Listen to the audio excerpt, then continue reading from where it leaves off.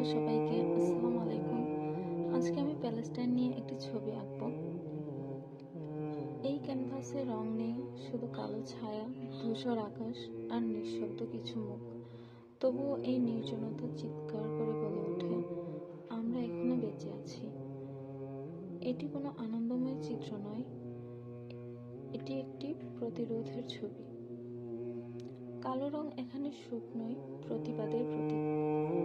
তারা প্রাণ হারিয়েছে, ঘর হারিয়েছে, কিন্তু তারা নিজেদের হারায়নি। আকাশ ধূসর, কারণ বাতাসে এখনো বারুদের গন্ধ।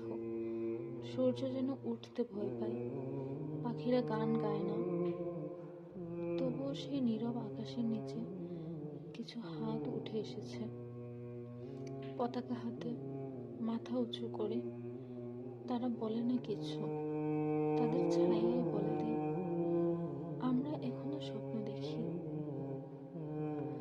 মানুষগুলো এখানে মুখহীন, শরীরের রেখা অস্পষ্ট। তারা যেন কুয়াশার ভেতর দাঁড়িয়ে থাকা কিছু স্মৃতি,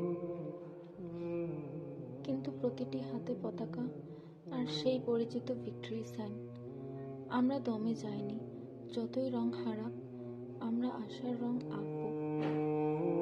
আমি এখানে রং ব্যবহার করিনি, কারণ সব রং দিয়ে সব অনুভূতি বোঝানো যায় না। এই চিত্রকর্ম আমাদের মনে করিয়ে দেয়, নীরবতাও কথা বলে। একটি জাতি যদি একবার জেগে ওঠে, তাকে চুপ করানো যায় না। আজকে এই পর্যন্তই।